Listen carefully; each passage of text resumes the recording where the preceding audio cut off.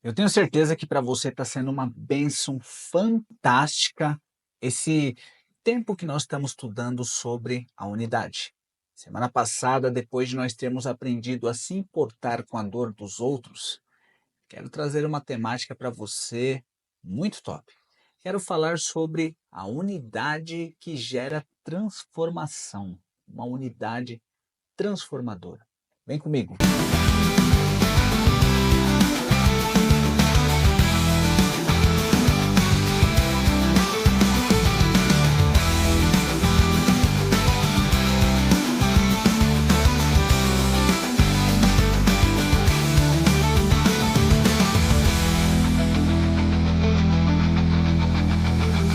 Quero tratar com você, primeiramente, dois versículos para a gente conectar a nossa ideia. O primeiro deles, Atos capítulo 1, versículo 14, que diz: Todos estes perseveravam unanimemente em oração e súplica com as mulheres, e Maria, a mãe de Jesus, com os seus irmãos. Mais um texto, Atos dos Apóstolos, capítulo 2, versículo 1, que diz: Ao cumprir-se o dia de Pentecostes, estavam todos reunidos no mesmo lugar. Qual é a conexão que tem nesses dois textos?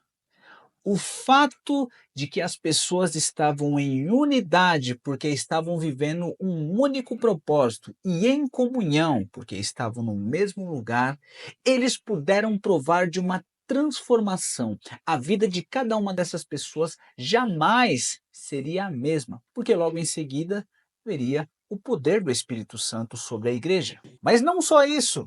Existem inúmeros exemplos que nós podemos observar nas Sagradas Escrituras, aonde a unidade, estando duas ou mais pessoas no mesmo propósito, existe a transformação de ambos ou do grupo inteiro. O apóstolo Paulo, quando simplesmente era chamado de Saulo, quando se converte, tenta conversar com os discípulos, com os judeus em Jerusalém e não foi muito bem recebido. Quando Saulo tem contato com um cara chamado Barnabé, este começa a ser instruído e começa a andar em unidade com Barnabé.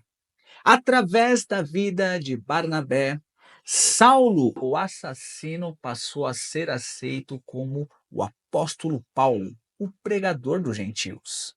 A coisa ficou tão boa para o apóstolo Paulo que, quase perto do fim da sua vida, ele adquire um discípulo. Ele ganha um homem para Cristo chamado Timóteo, lá na região da Grécia. A unidade entre Paulo e Timóteo transformou Timóteo no pregador e pastor da igreja de Éfeso. Elias, o tesbita, o cara que venceu os profetas de Baal, o cara que orou e pediu para que Deus fechasse os céus, o homem que enfrentou o rei Acabe e a maluca da rainha Jezabel. A Bíblia diz que ele encontra Eliseu, que estava lavrando no campo, e entrega para ele a sua capa. Eliseu recebe esta capa com um pedido: alcançar uma porção dobrada do espírito de Eliseu. Esta unidade transformou Eliseu em um profeta. Elias finaliza o seu ministério realizando 7 milagres.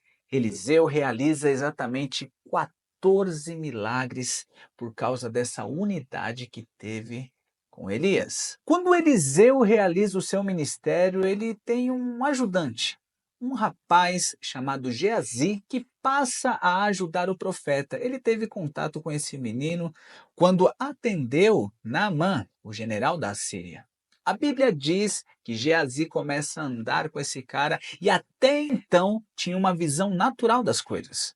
Em um momento em que Jerusalém estava sendo sitiada pelo exército de Senaqueribe, Geazi entra em pânico e fala para o profeta: o que é que nós vamos fazer? E a unidade entre Geazi e o profeta permite que Geazi passe a ter uma visão espiritual. O profeta Eliseu ora pela vida desse menino e os seus olhos espirituais abrem. Então, Geazi conseguiu enxergar o exército de Senaqueribe na terra e também ver nos céus um exército muito poderoso de anjos montado em cavalos de fogo. Uma transformação gerada pela unidade. Depois da descida do Espírito Santo, Atos capítulo 2 fala isso. 120 pessoas são cheias do Espírito Santo, mas especificamente os discípulos de Jesus são transformados por aquele poder. Jesus havia dito que era para que eles permanecessem em Jerusalém até que do alto fossem revestidos de poder. E isso aconteceu porque estavam em unidade e em oração. Aquele momento, aquele convívio que cada um daqueles homens tinham entre si, permitiu que eles vivessem uma poderosa transformação. Quero fazer uma conexão com tudo isso que nós falamos para você aprender quais serão as pessoas que você deve ter unidade, que você deve ter comunhão. Em primeiro lugar, eu preciso pensar que todas as pessoas que eu desejo ter unidade, elas têm qualidades e têm imperfeições, assim como você tem. Então eu preciso aprender a separar bem as qualidades das fraquezas e verificar se as qualidades são maiores do que as fraquezas. Jesus falou que bom é Deus. Sendo assim, eu preciso entender que quando eu desejo ter unidade com alguém para que eu possa crescer, eu também tenho que pensar que todas as pessoas têm o seu limite. Sendo assim, o que eu preciso observar são as boas qualidades e qualidades estas que vão fazer com que eu cresça como ser humano, como cristão, como servo de Deus. É mais ou menos como Paulo estava falando com alguns discípulos. Paulo planta, esta é a qualidade dele. Mas quando acaba a qualidade de Paulo, eu vou para a qualidade de Apolo, que é aquele que está regando. E a qualidade desses dois é que vai fazer com que Deus trará o crescimento. Segunda coisa que eu aprendo com a unidade que transforma é dar continuidade ao trabalho que se aprende. Essa é a síntese do Evangelho. É por isso que nós ganhamos, cuidamos, treinamos e enviamos. Quando nós ganhamos alguém para Jesus, essa pessoa passa a ter comunhão. E esta comunhão nós vamos trazer a unidade da palavra de Deus para a vida dessa pessoa. E aí ela passa a ser transformada a tal ponto de multiplicar aquilo que nós aprendemos e compartilhamos com essa pessoa. Terceira coisa que a unidade que gera transformação me ensina: ter o senso de missão. Toda missão tem um propósito específico. E para cada missão existe a necessidade de um mentor específico. Paulo precisava saber sobre a vida de Jesus. E ele vai até Pedro para poder conversar. Quem melhor do que Pedro, testemunha ocular, para passar os dados de toda aquela missão que Jesus teve com seus discípulos durante 3 anos? Paulo precisava levantar discípulos que fossem acolhedores. E foi por isso que ele teve contato com Gaio, que desejava crescer no Evangelho. A transformação ela vai acontecer com os insights que nós recebemos. E eu sei que isso parece um pouco clichê de coaching, mas é uma realidade. Que as mesas que você sentar para buscar crescimento, que nesta mesa você seja o menos instruído. Nós já aprendemos muitas vezes que se eu quero ser bênção, eu preciso andar com quem é bênção. Se eu quero crescer, eu preciso andar com quem está crescendo. Se quero aprender coisas novas, eu preciso andar com pessoas visionárias.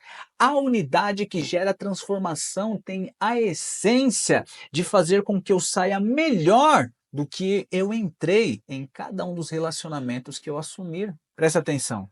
Nós precisamos pensar que a unidade ela traz uma transformação quando o seu propósito é cumprido da forma correta. Qual era o propósito dos discípulos enquanto estava com Jesus os 3 anos? Andar do lado do mestre, estar colado com o mestre. E qual era a missão de Jesus durante esses 3 anos? Transformar os homens que ficavam colados com ele em pescadores de homens.